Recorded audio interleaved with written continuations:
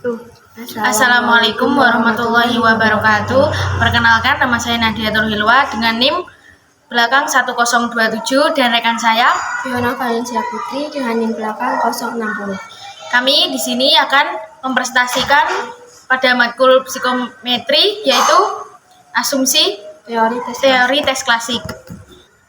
Teori yang pertama yaitu teori tes klasik.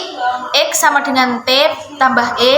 X yaitu skor tampak atau observed score, T atau skor murni, true score, E yaitu error pengukuran atau error. Skor tampak dihasilkan dari penjumlahan antara skor murni dan error. Asumsi 1. Asumsi ini menyatakan bahwa skor murni merupakan nilai harapan dari skor tampaknya.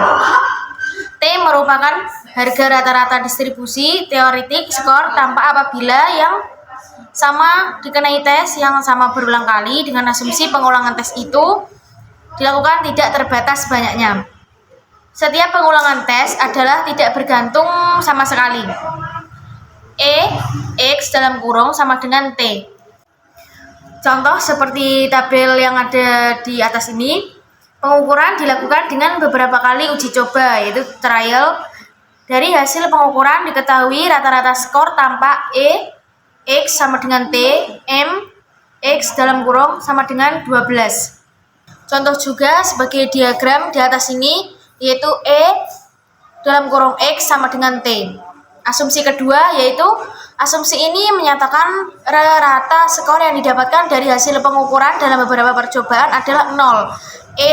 X sama dengan 0. Error adalah suatu yang membuat skor tampak menjadi biasa sehingga menjauhi skor murni. Error pengukuran dapat membuat skor tampak melebihi skor murni atau lebih rendah dari skor murni.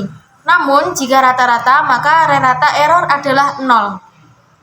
Asumsi 2, contoh seperti tabel yang ada di atas ini, pengukuran dilakukan dengan beberapa kali uji coba atau trial. Dari hasil pengukuran diketahui selalu terjadi diskrepansi antara skor tampak dan skor murni. Hasil analisis menggunakan asumsi kedua bahwa diskrepansi ini terjadi akibat error yang rata-ratanya sama dengan 0. Asumsi ketiga, asumsi ini menyatakan bahwa bagi populasi subjek yang dikenai pengukuran, distribusi error pengukuran dan distribusi skor murni tidak berkorelasi. Hal ini berarti bahwa tidak ada hubungan antara error dan T.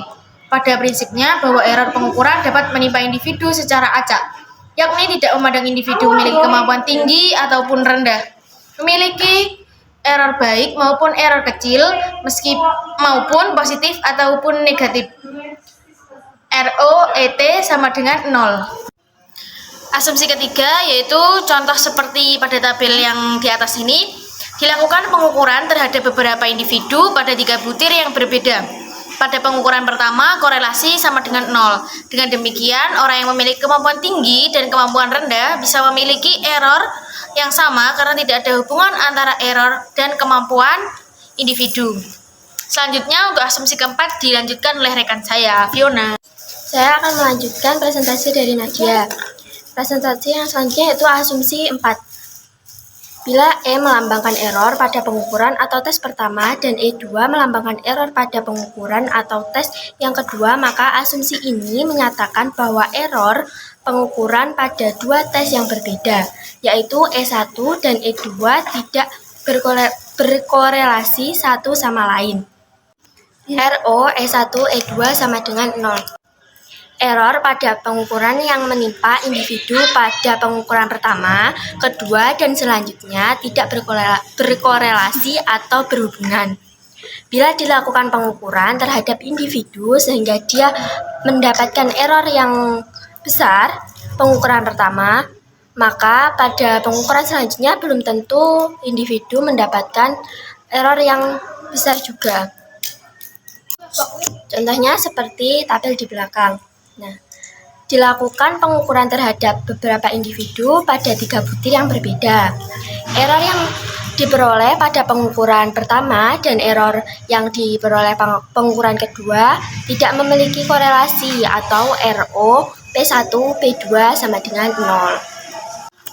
Yang selanjutnya yaitu asumsi 5. Asumsi ini menyatakan bahwa error pada suatu pengukuran E1 dan berkorelasi dengan error skor murni pada pengukuran lain. T2, asumsi ini tidak dapat bertahan apabila pengukuran yang kedua mengukur aspek yang mempengaruhi error pada pengukuran pertama.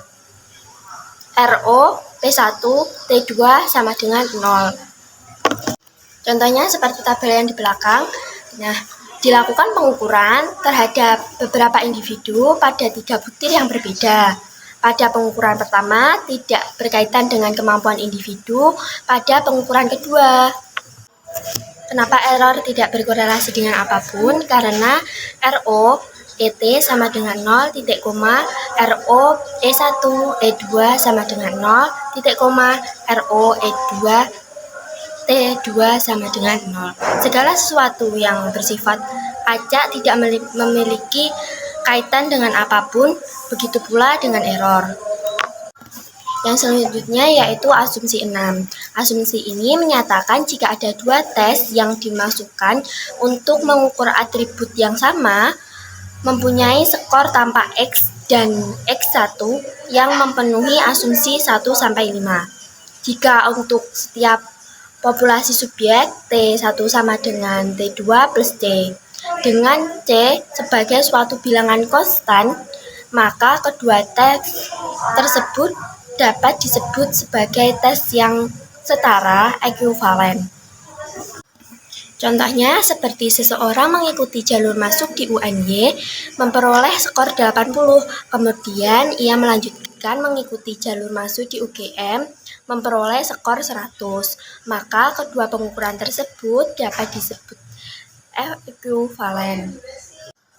Yang selanjutnya yaitu asumsi 7. Asumsi ini menjelaskan bahwa hubungan antara skor tampak, skor murni, dan error pengukuran. Skor tampak X merupakan jumlah skor murni T dan error. Besar skor tampak akan tergantung oleh besarnya error pengukuran. Besarnya skor murni individu pada setiap pengukuran yang sama diasumsikan selalu tetap dengan rumus X sama dengan T plus E. Contohnya seperti tabel. Nah, skor murni kali dalam tes IQ sama dengan 110, maka pengukuran pertama diperoleh X 112 sehingga E sama dengan plus 2. Nah, pengukuran kedua diperoleh X sama dengan 108 sehingga E sama dengan min 2. Sekian yang dapat kami sampaikan dari presentasi di atas tadi. Bila ada kurang lebihnya, mohon maaf yang sebesar-besarnya. Wassalamualaikum warahmatullahi wabarakatuh.